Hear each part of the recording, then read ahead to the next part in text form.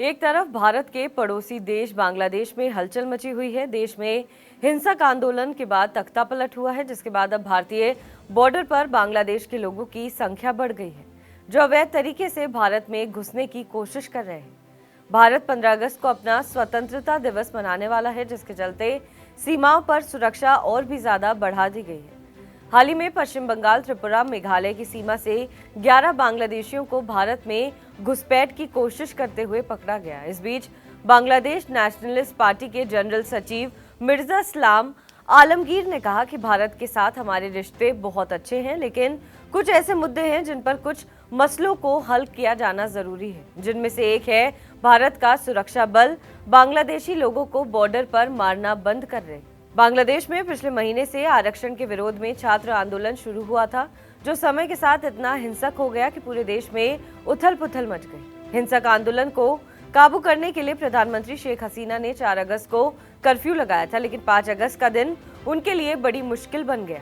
लोग कर्फ्यू तोड़कर सड़कों पर उतर आए और लोगों में इतना आक्रोश था कि 15 साल से देश की कमान संभाल रही पीएम शेख हसीना को देश छोड़कर जाना पड़ा। हालांकि अब देश में मोहम्मद यूनुस की कमान में अंतरिम सरकार का गठन किया गया है।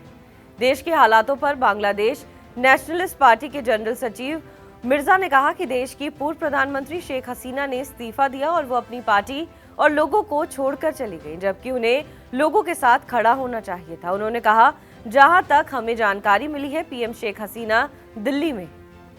बीएनपी पार्टी के चीफ आलमगीर ने कहा कि देश में छिड़े इस छात्र आंदोलन में शेख हसीना की पुलिस ने करीब 1000 छात्रों को मारा है, 12,000 लोगों को गिरफ्तार किया है। उन्होंने कहा है कि सड़क पर लाखों लोग उतर आए थे और वो पीएम के आवास की तरफ जा रहे थे, लेकिन पीएम अपने हेलीकॉप्टर में बैठकर देश छोड़कर चली गई। बांग्लादेश नेशनलिस्ट पार्टी के जनरल सचिव ने कहा, जब पीएम शेख हसीना देश छोड़कर चली गई तो हम सबने राष्ट्रपति से गुजारिश की कि वे देश में एक अंतरिम सरकार का गठन किया जाना चाहिए, जिसके बाद राष्ट्रपति ने नोबेल पुरस्कार से सम्मानित मोहम्मद यूनुस के नेतृत्व में अंतरिम सरकार का गठन किया। आलमगीर ने आगे कहा कि अब पूरा देश इस अंतरिम सरकार के साथ खड़ा है। साथ ही उन्होंने कहा कि उन्हें लगता है कि अंतरिम सरकार बहुत जल्द हालातों को काबू करने में कामयाब होगी और देश में एक बार फिर शांति व्यवस्था कानून कायम होगा और ये जल्द होगा। बीएनपी पार्टी के सचिव ने कहा कि इस सरकार की सबसे बड़ी जिम्मेदारी होगी कि वो देश में स्वतंत्र और निष्पक्ष चुनाव सुनिश्चित कराए। जितना जल्दी हो सके वो चुनाव के लिए माहौल तैयार करें और देश में चुनाव होंगे।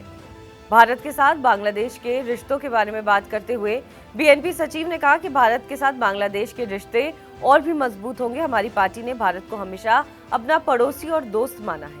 उन्होंने आगे कहा कि लेकिन हम भारत के साथ कुछ मसलों को लेकर बात करना चाहते हैं और मिलकर उनका हल निकालना चाहते हैं, जैसे वाटर शेयरिंग का मसला। साथ ही उन्होंने कहा कि भारत को सीमाओं पर बांग्लादेशी नागरिकों को मारने से रुकना चाहिए। हम भारत के साथ अच्छे रिश्ते बनाए रखना चाहते हैं। बहरहाल इस खबर पर आपका क्या कुछ कहना है, हमें कमेंट करके जरूर बताएं। बाकी देश और विदेश की तमाम बड़ी खबरों के लिए आप देखते रहें TV9 डिजिटल।